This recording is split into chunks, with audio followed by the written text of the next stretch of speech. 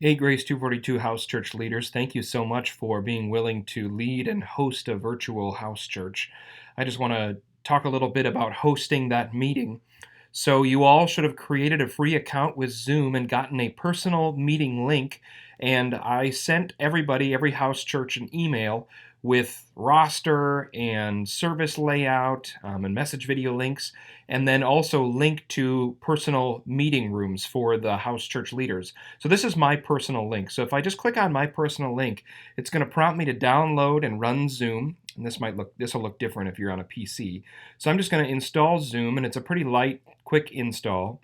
So I just hit install, and look at that, Zoom is installed. Now what I want to do is I want to sign in with my Zoom account. So I'm going to sign in.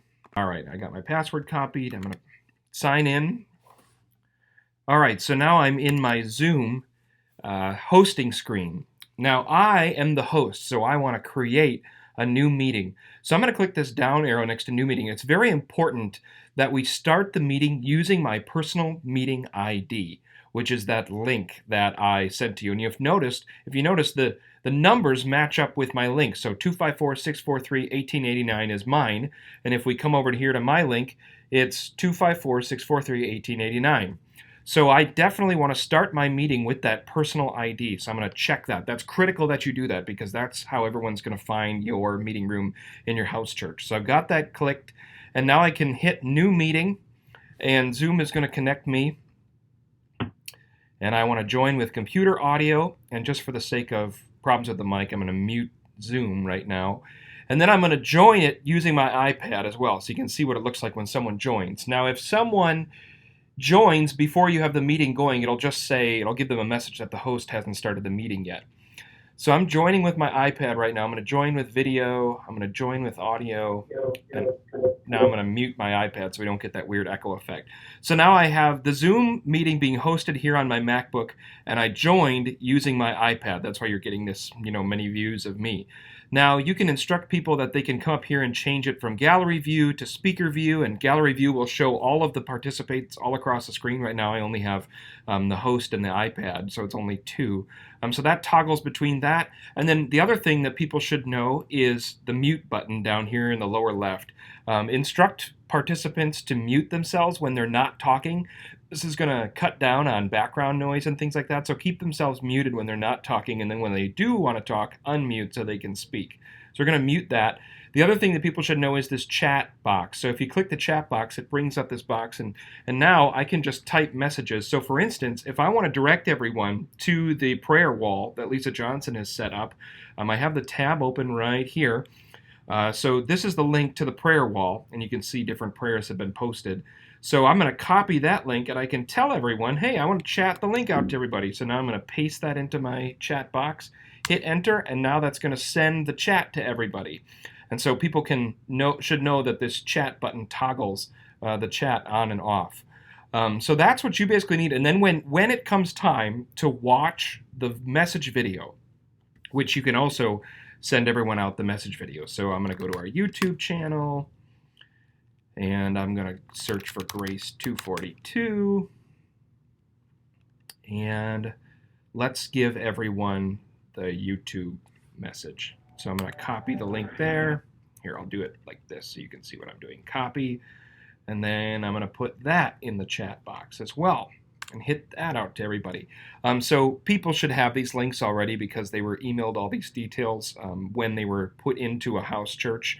I did this about an hour ago. It's Saturday. I did this about an hour ago today. Just showing you the chat box. But when it comes time to watch the video, it's important that everyone ends the meeting. When you click end meeting, it will shut it down for everybody.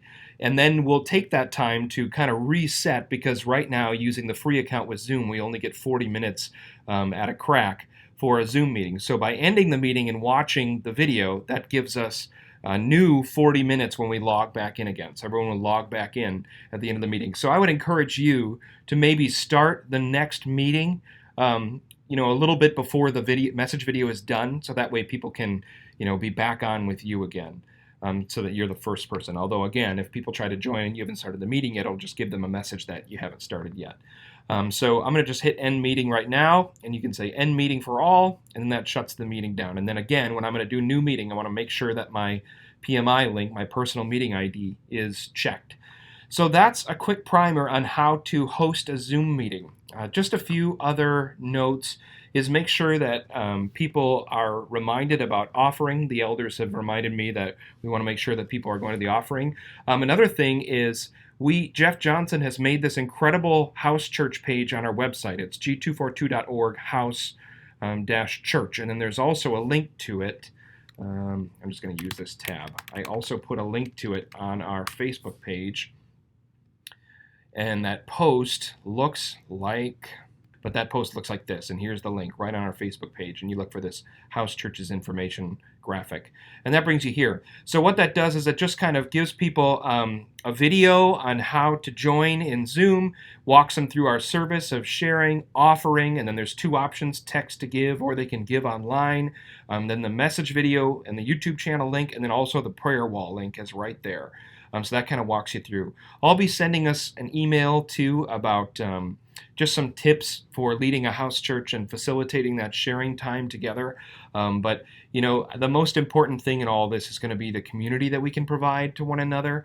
It's going to be important that people have time to speak. It's going to make them feel like they're connected, because I'm going to be really interested to see what the psychologists and the mental health people say about all this isolation, because it's going to really mess with our minds. And that connection is going to be the most important thing we can offer in this time right now. So again, thank you very much, house church leaders, for hosting a virtual house church. We couldn't do this without you. So thanks, you guys.